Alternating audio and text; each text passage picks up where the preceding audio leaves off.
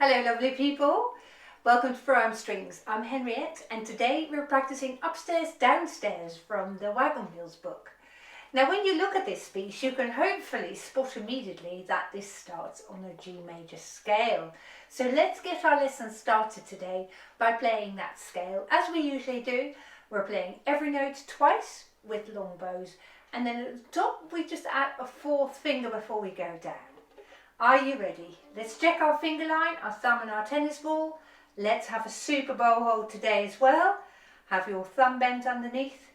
Have your pinky bent on the side edge of the bow. After 2.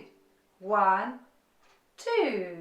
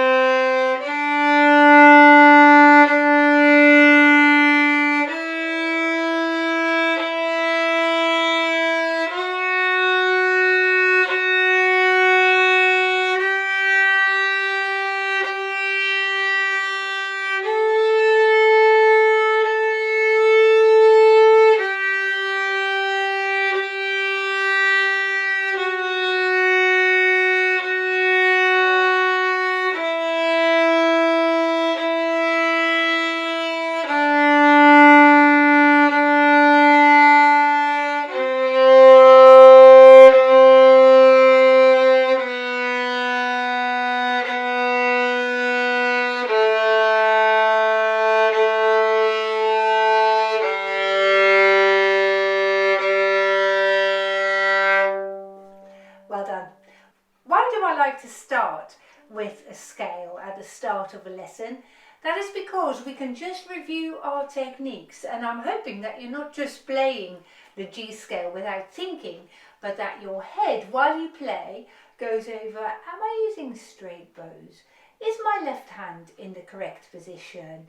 Am I standing really tall? That sort of ideas go through my head when I play a scale, and that will help you as well. So let's now play the arpeggio and do the same thing, shall we? Check over your finger line and your thumb and your tennis ball. Check over your bow hold, and whilst we play the arpeggio, keep checking these things. Are they still the same when we play? Ready? After 3. 1, 2, 3.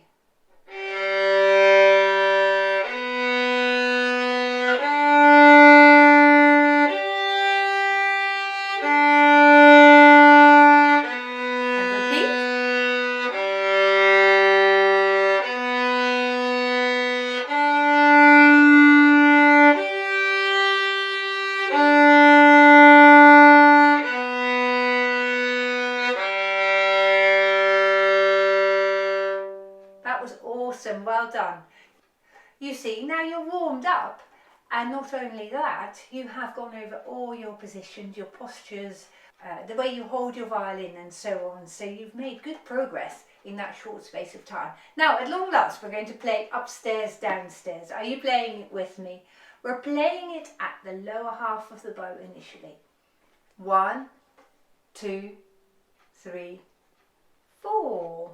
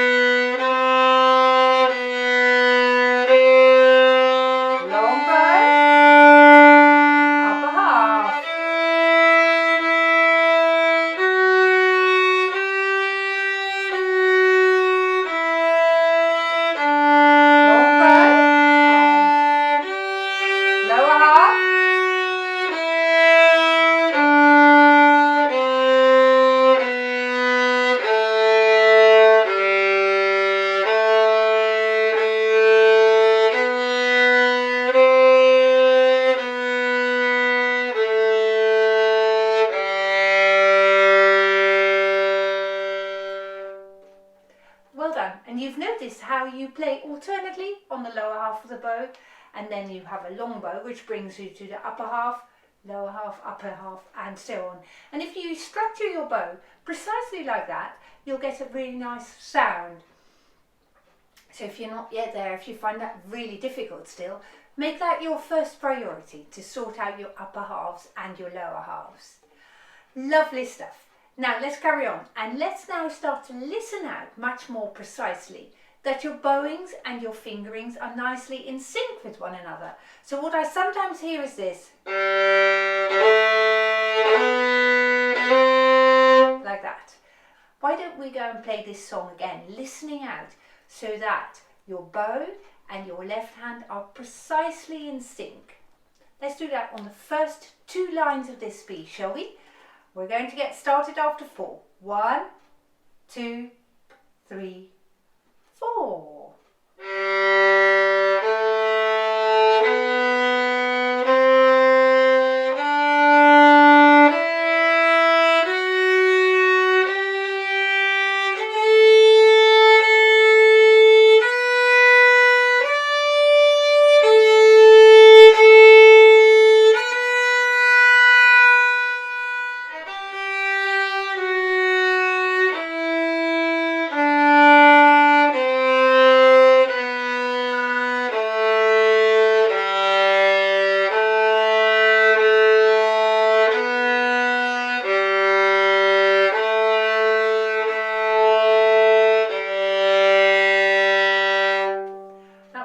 Playing. It really makes a difference when you listen out to those syncing of your left hand and right hand. So well done.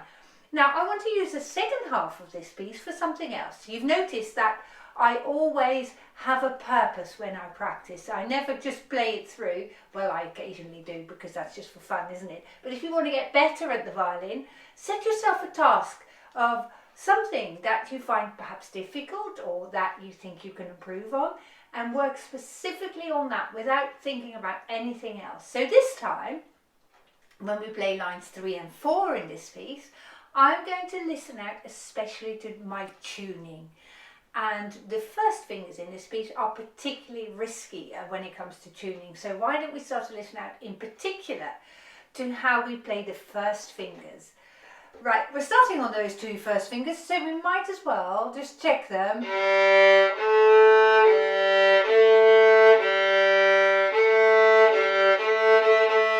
And I want you to start on the best A, the best first finger that you can find there. So once you've got it, we're going to get started on line 3 after 4. 1, 2, 3, 4.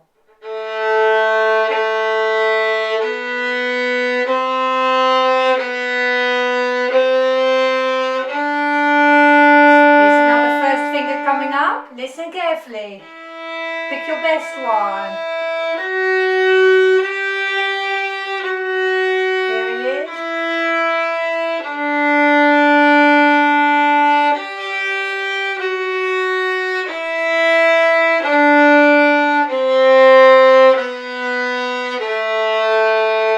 Listen now. One finger here.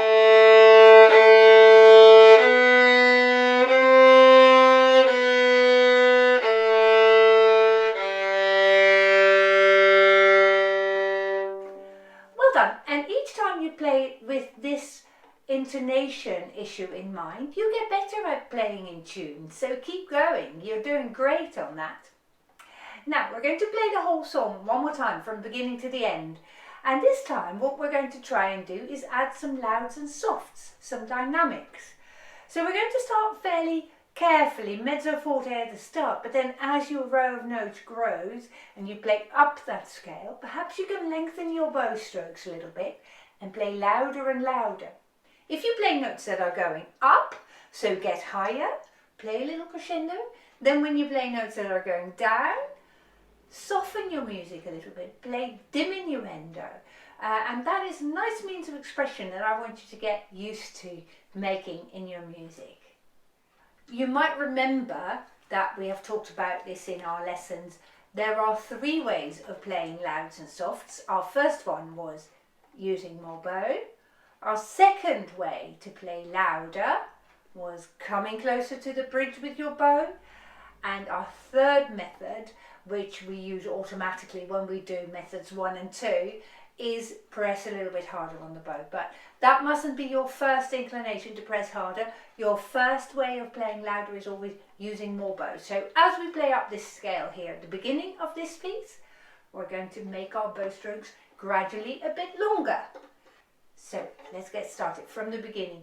Start fairly quietly, because that will give you the opportunity then to play more loudly as you go along. After 4, 1, 2, 3, 4.